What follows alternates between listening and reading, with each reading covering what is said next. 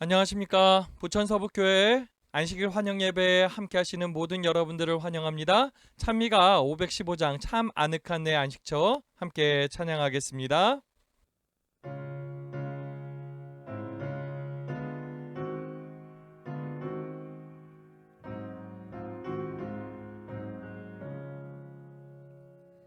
참 아늑한 내 안식처 하나님 품이며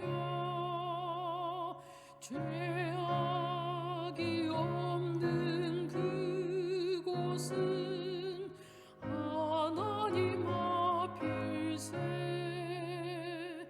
오 예수 복된 주여 우리를 지키사 주 품에 더 가까이 이르게 하소서. 내 맘에 안이 되는 곳 하나님 품이며 내 주를 만날 그곳은 하나님 앞일세. 오 예수 복된 주여 우리를 지키사 주 품에 더 가까이 이르게 하소서. 저막이 속박받을 곳 하나님 품이며 평화가 넘친 그곳은 하나님 앞일세. 오 예수 복된 주여 우리를 지키사 주 품에 더 가까이 이르게 하소서.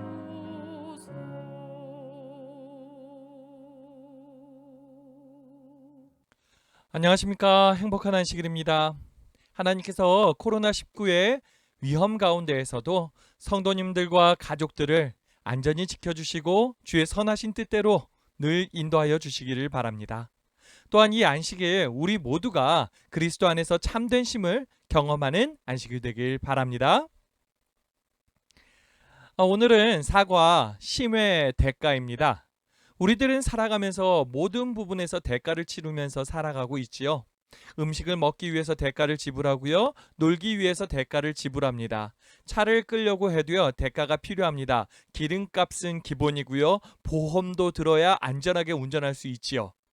심지어 이 나라에서 살아가기 위해서 대가를 지불합니다. 세금도요. 종류별로 굉장히 많아요. 우리는 이렇게 대가를 치르면서 살아가기에 너무 익숙해 있죠. 그래서 대가를 치르고 있음도 종종 잊어버릴 때가 있습니다. 분명한 것은 알게 모르게 우리는 대가를 요구받고 있다는 것이고 지불하며 살아가고 있다는 것입니다.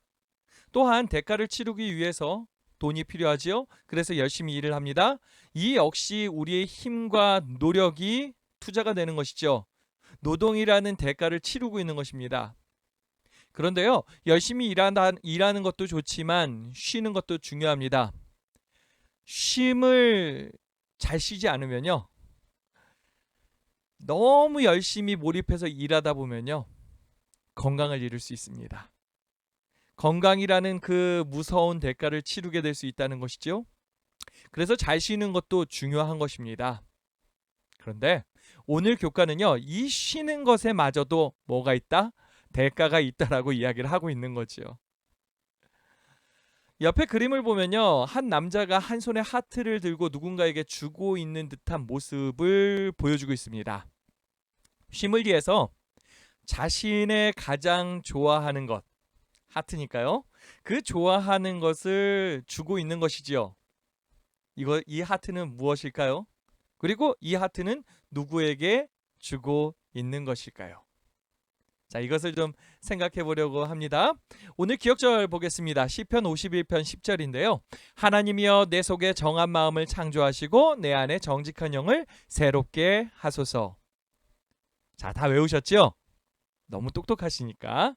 자, 5번 더 외워보도록 하겠습니다. 시편 51편 10절. 하나님이여 내 속에 정한 마음을 창조하시고 내 안에 정직한 영을 새롭게 하소서. 시편 51편 10절. 하나님이여 내 속에 정한 마음을 창조하시고 내 안에 정직한 영을 새롭게 하소서. 시편 51편 10절.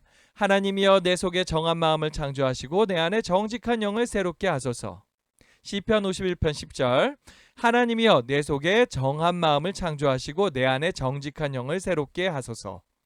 시편 51편 10절. 하나님이여 내 속에 정한 마음을 창조하시고 내 안에 정직한 영을 새롭게 하소서. 학습 목표입니다. 첫 번째 깨닫기. 죄악 세상에서 참된 쉼을 경험하기 위해 우리가 먼저 해야 할 일이 있음을 깨닫는다.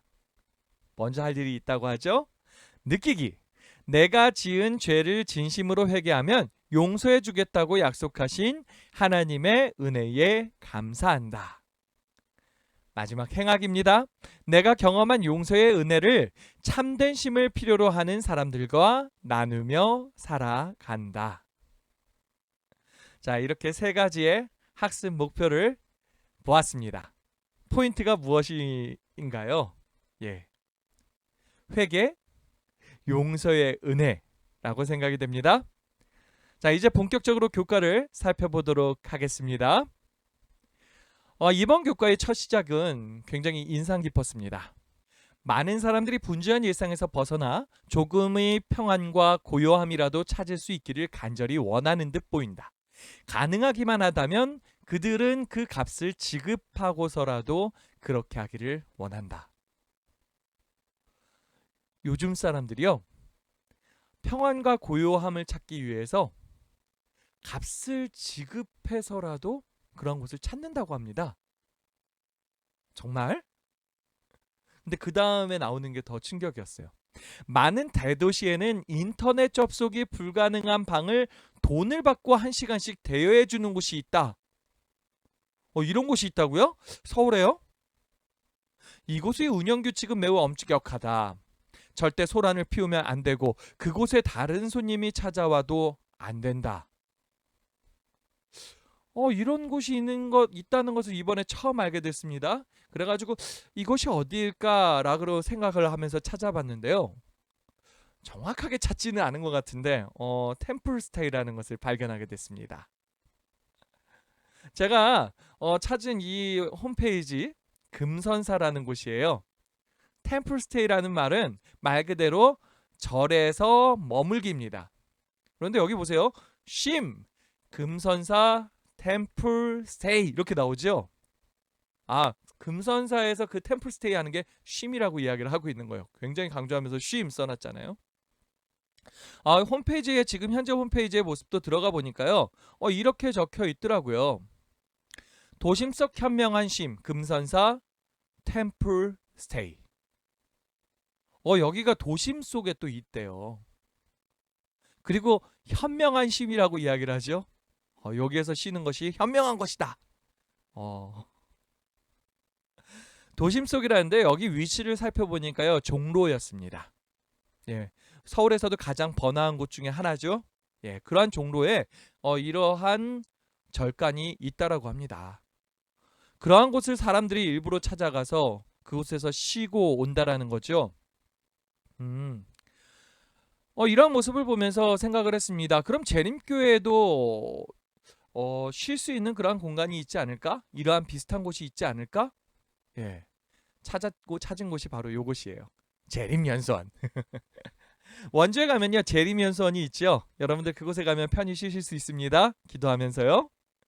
그리고 이 재림연수원 말고도 제주도에도 수련원이 생겼어요. 그래서 여러분들 이용을 원하시면요 이용할 수 있는 것으로 알고 있습니다. 혹시라도 내가 좀 쉬고 싶다, 마음의 위안을 얻고 싶다, 이런 곳에 좀 들어가 가지고 하나님과 기도하면서 관계를 맺고 싶다, 이런 분이 있으면 알려주세요. 제가 정보를 알려드리도록 하겠습니다. 예. 세상이 바빠질수록 많은 사람들이 쉼을 찾기 위해서 값을 지불하고 있습니다.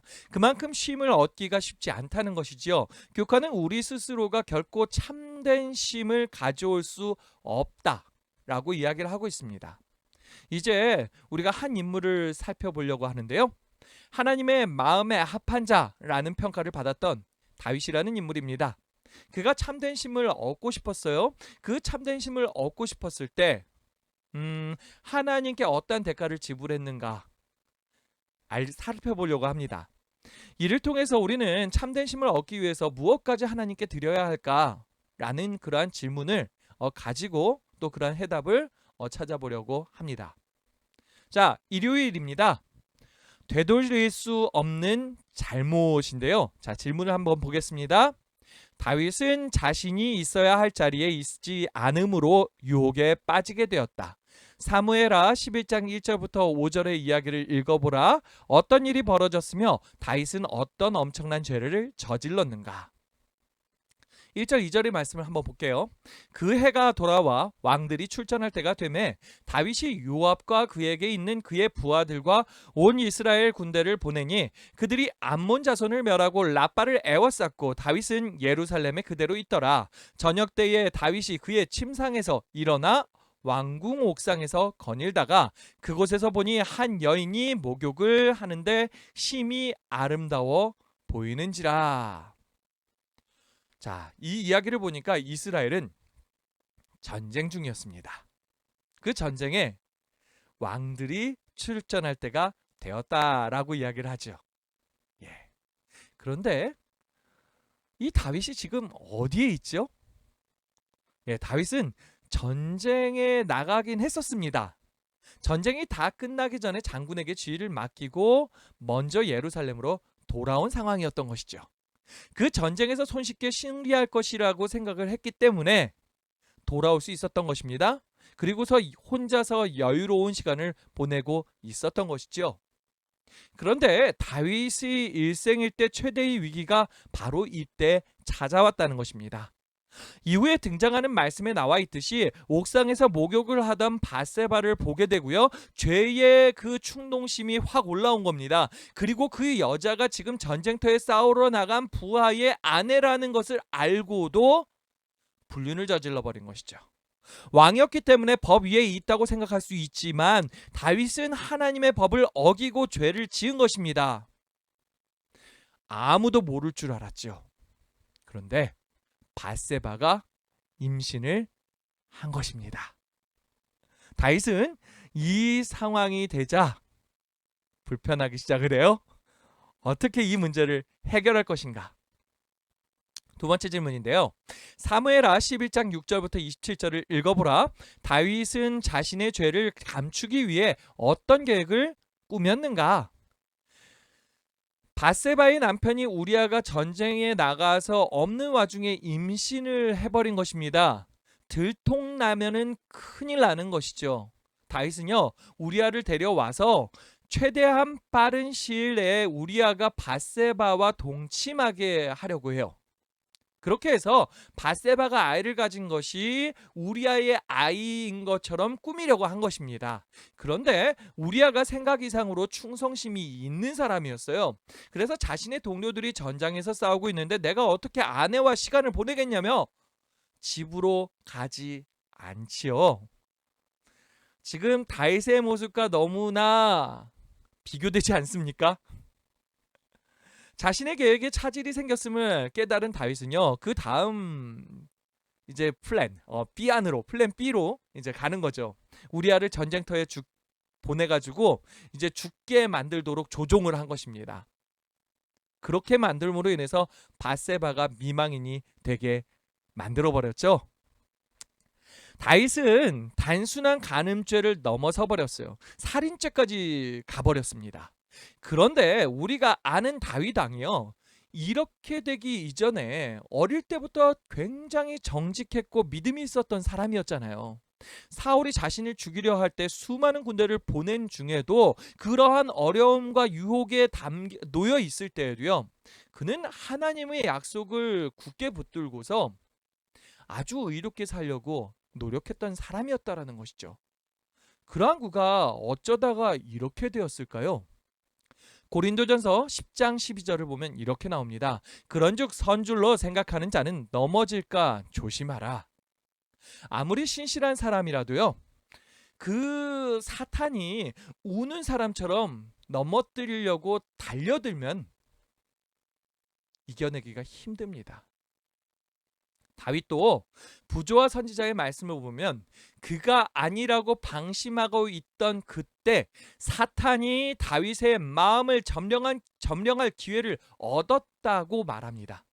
우리가 하나님께 의지하지 않으면 넘어질 수밖에 없다라는 사실을 알게 되는 것이죠. 자, 둘째 날입니다. 경종을 울리는 소리입니다.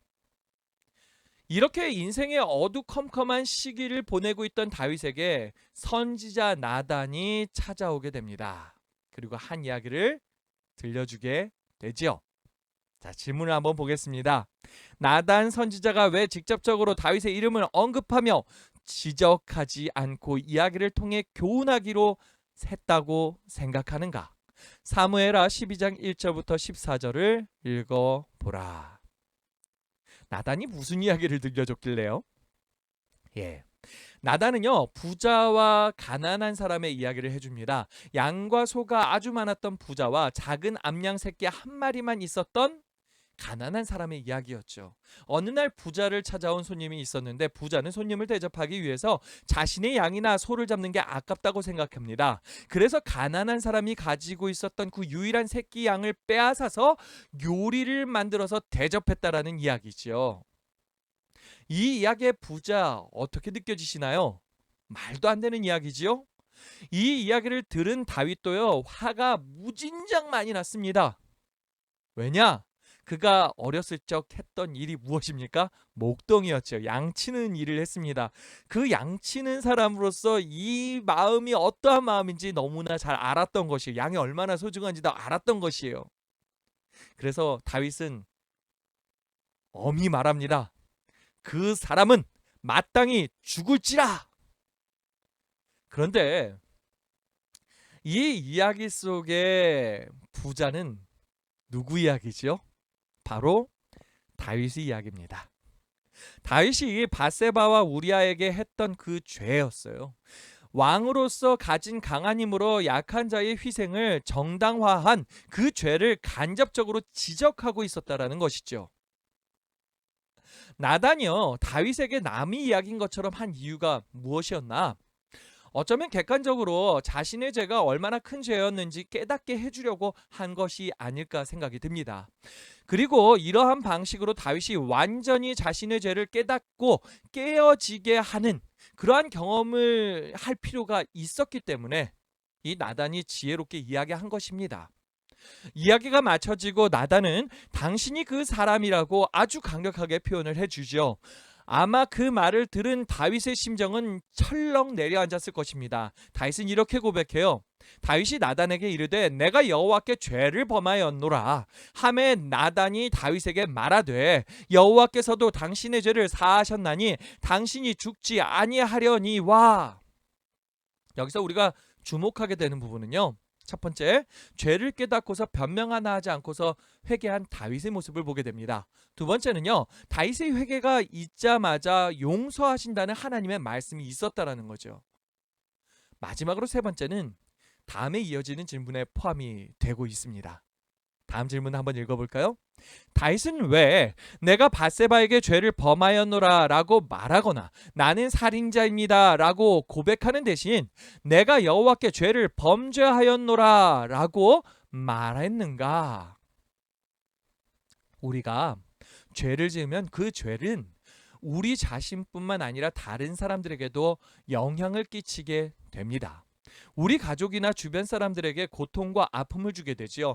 하지만 그 작은 죄 하나하나는 궁극적으로 하나님을 아프게 하는 것이고 예수님의 손을 못을 박는, 예수님의 손에 못을 하나 더 박는 그러한 행위입니다. 다윗은 그것을 알았기 때문에 하나님께 통회하는 심령으로 변명 없이 하나님께 모든 것을 회개한 것입니다. 그렇게 하나님께서 보내신 선지자의 견책을 깨달은 다윗은 마음과 양심은 일깨워졌고 자신이 저지른 죄가 하나님 앞에 얼마나 큰 죄인지를 깨닫게 되었지요. 아주 슬픈 이야기입니다. 그렇지만 다윗의 회개로 다시 하나님과의 관계가 회복될 수 있었습니다. 우리는 다윗이 이 회개하는 모습을 보고 아주 훌륭한 모본으로 삼아야 할 것입니다. 우리가 한 가지 꼭 기억해야 될 것은요. 다윗이 회개할 수 있도록 한 것은 선지자 나단을 보내셔서 범죄한 인간에게 먼저 찾아오신 하나님이 계셨다라는 사실입니다. 나단이 나타난 시기는요, 바세바가 임신한 그 아이가 태어난 이후였습니다. 그 말은 다윗이 범죄한 후에 1년 정도 되는 시간 동안 아마 이전과 다름없는 삶을 살았을 것이라고 짐작할 수 있게 합니다. 다윗은 이전에 누렸던 하나님과의 깊은 교제를 하지 못했을 거예요. 마음속에서 참된 쉼과 평안을 누리지 못하고 살아가고 있었을 것입니다. 하나님은 마음속 죄의 문제를 해결하지 못해서 고통받고 있는 이 다윗에게 찾아오신 것입니다. 그런 것처럼 늘 우리의 죄를 하나님 앞에 내려놓을 수 있도록 먼저 우리에게도 찾아와 주신다라는 것이죠. 성령 하나님이 우리 마음의 경종을 울릴 때 우리 모두가 꼭 그 음성에 반응할 수 있기를 바랍니다. 셋째 날 화요일입니다. 자, 어떤 공부하셨죠? 제목이 참 재밌습니다. 용서받으면 끝. 질문 볼게요. 하나님께서 다윗의 죄를 용서하셨다는 것은 어떠한 의미인가? 하나님께서 마치 아무 일 없었던 것처럼 완전히 지워버리셨는가? 모든 사람이 그 사람의 사실에 대하여 잊게 될 것이었는가? 이 질문에 대한 답을 생각해 보면서 사무엘하 12장 10절부터 23절을 읽어보라. 용서했다는 것이 과거에 죄 지은 사실을 없애는 것이 아니라는 것은 다윗에게 주어졌던 죄의 결과를 보면 알 수 있습니다. 사무엘하 12장 10절부터 12절에는 다윗에게 주어졌던 죄의 결과를 볼 수 있는데요. 쉽게 말하면 다윗의 죄는 용서받았지만 죄를 지은 결과는 맞이해야 했다라는 것이죠.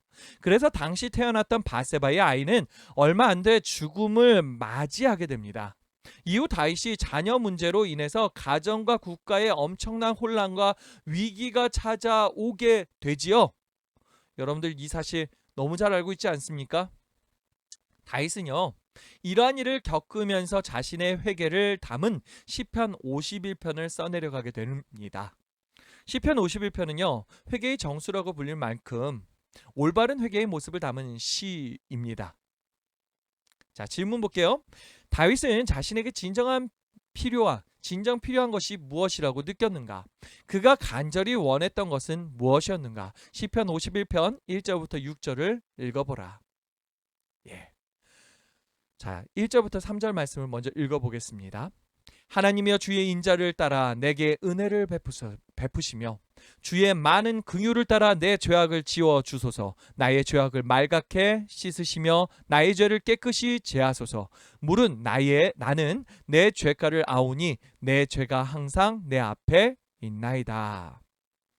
다윗은요, 더 이상 자신의 죄를 감추지 않고 솔직하게 고백하며 회개합니다.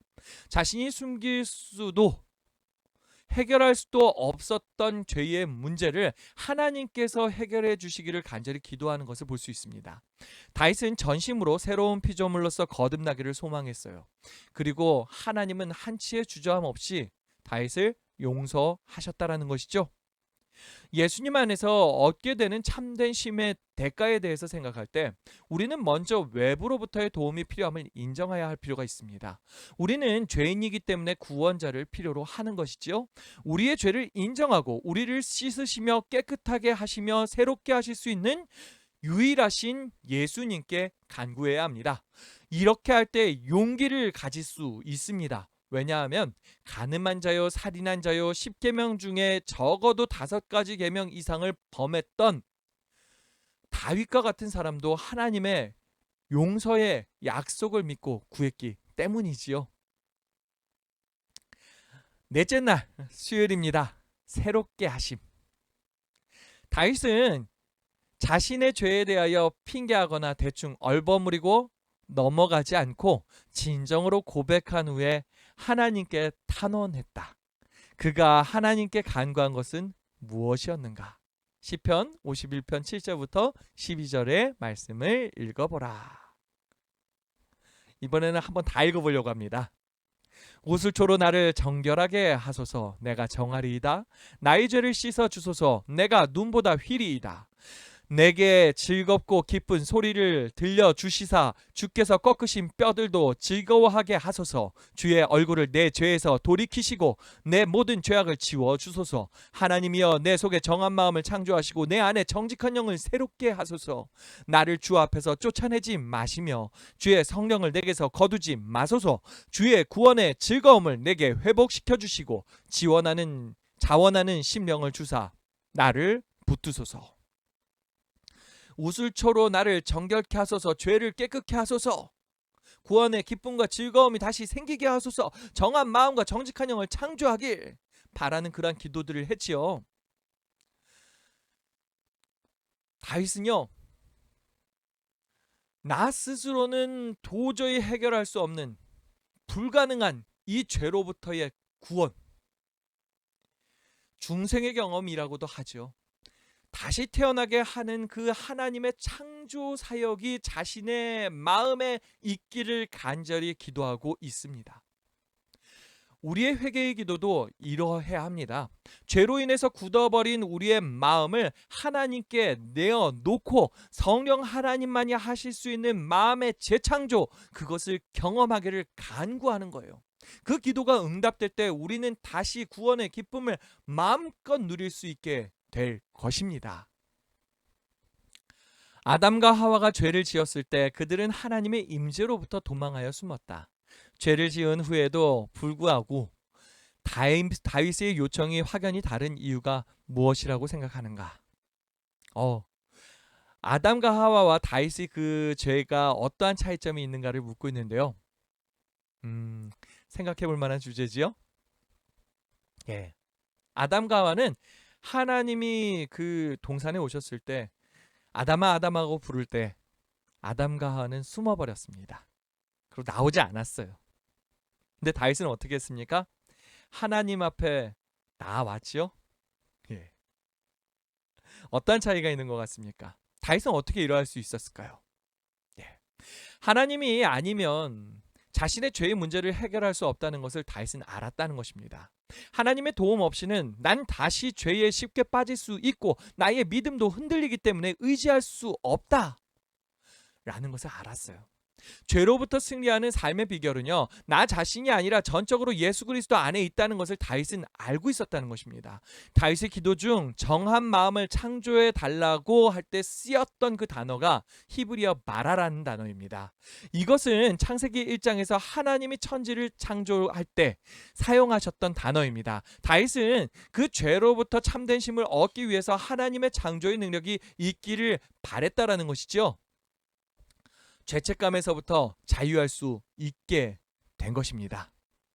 그래서 하나님의 도움 없이는 아무것도 아님을 깨달은 다윗은 자신이 지은 큰 죄에도 불구하고 하나님의 임재 가운데 살 수 있게 되기를 간구하였던 것입니다.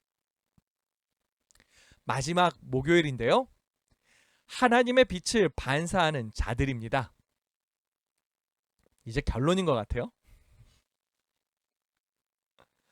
부끄러운 잘못을 겪고 그 일에 대한 용서를 받은 후에 여러분들은 어떻게 하십니까?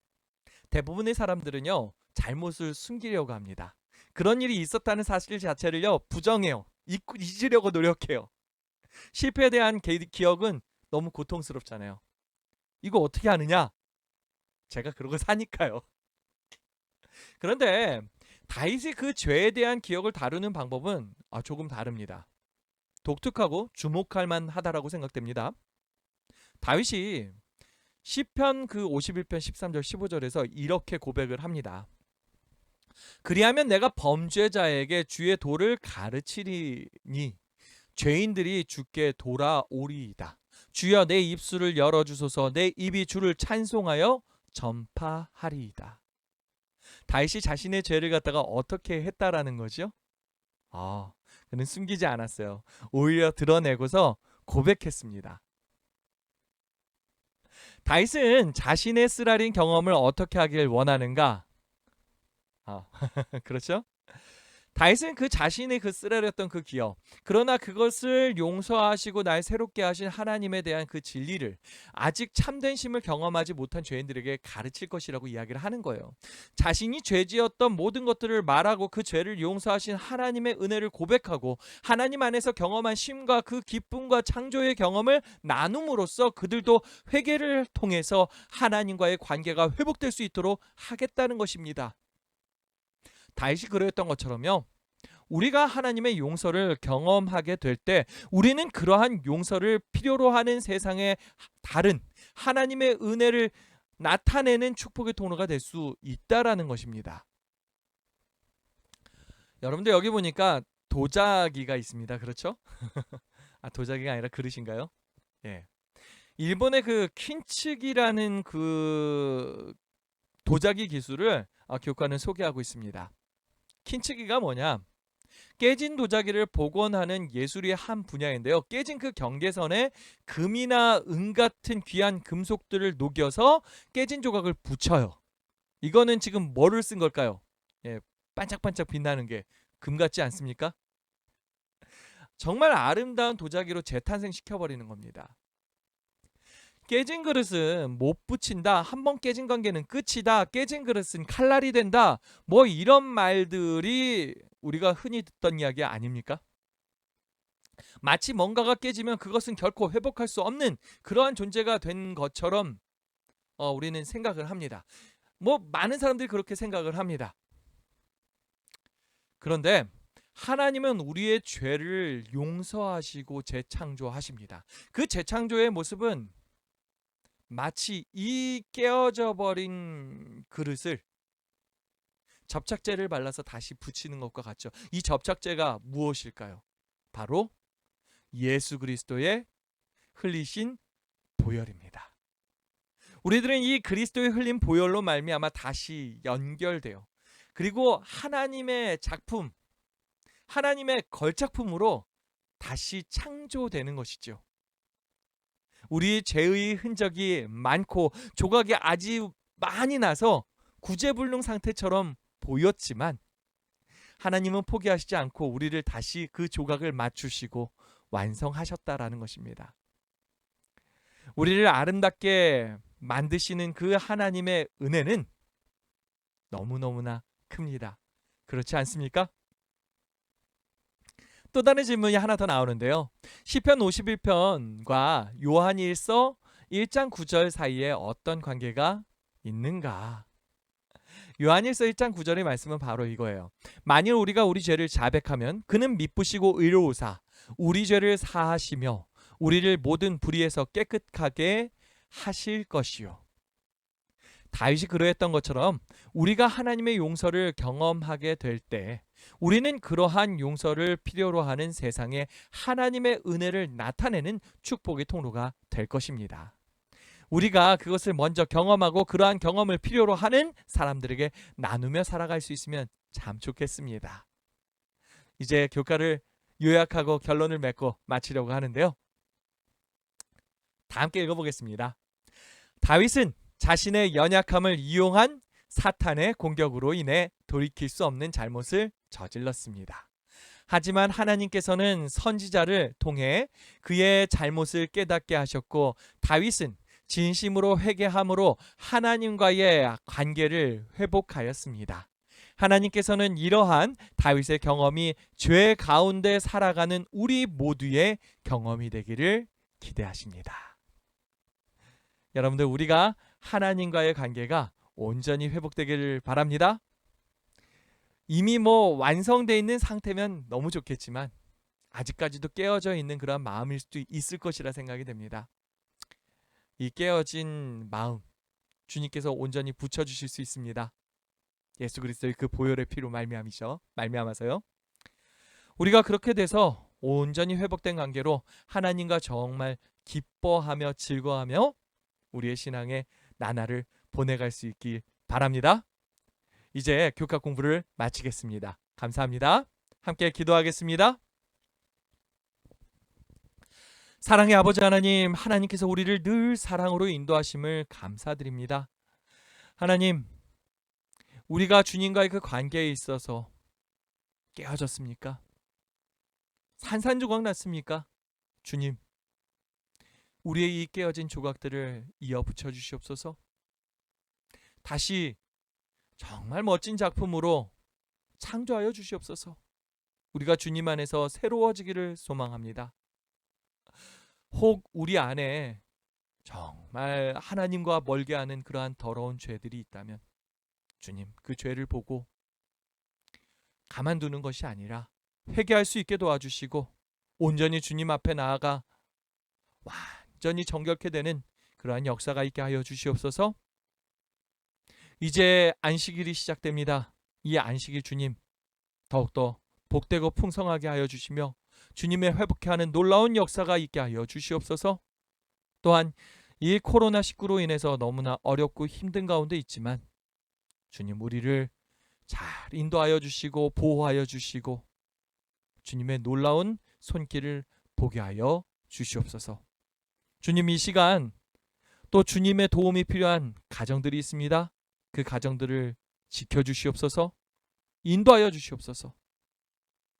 우리 백홍우 집사님의 가정에 함께하여 주시고 우리 송진우 청년의 가정에도 함께하여 주시옵소서. 주님께서 우리의 위로 되심을 바라보길 소망합니다. 사랑의 예수님 이름으로 간절히 기도합니다. 아멘. 예배가 마쳤습니다. 참 우려했던 부분이 현실이 되어버렸습니다. 확진자 수가 더 늘어났고요. 정부는 오늘 이 비대면 예배를 2주간 연장하기로 하였다고 합니다. 참 이러한 상황에 우리가 더욱더 신앙을 어떻게 지켜가야 될지 고민이 되는데요. 이러한 때일수록 우리가 하나님을 더 붙들기를 바랍니다. 하나님께서 우리를 붙잡아 주실 것입니다. 그리고 우리가 더욱더 뜨겁게 하여 주실 것입니다. 어떻게 생각하면 기회 아닙니까? 우리가 이렇게 홀로 예배드리는 동안에도 주님을 붙들 수 있는, 우리가 믿음의 시험을 온전히 견딜 수 있음을 확인할 수 있는 때잖아요. 그죠? 그리고 또 우리가 가정에서 우리 가족들과 함께 할 수 있는 시간입니다. 우리 가족들이 함께 예배하면 좋겠고요. 우리 가족들이 함께 예수 그리스도를 바라보게 되는 놀라운 일이 벌어졌으면 좋겠습니다. 예, 우리는 내일 또 다시 만나겠습니다. 내일 예배 시간 기대하시고요. 예배 시간에 또 우리 다시 만납시다. 좋은 밤 되십시오. 마치겠습니다.